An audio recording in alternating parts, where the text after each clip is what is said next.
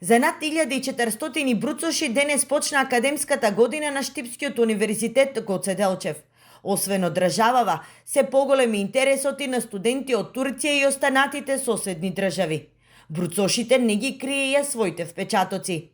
Сум запишана токму овој универзитет затоа што е еден од подобрите универзитети во нашата држава.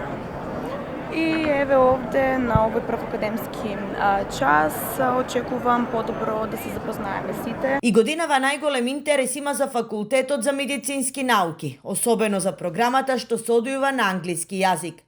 Техничките факултети и изучувањето на мајчиниот јазик и понатаму не се доволно атрактивни за идните студенти.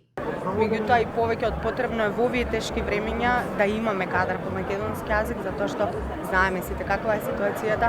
Ако не си го зачуваме јазикот, мислам дека нема да си ја зачуваме ниту нацијата.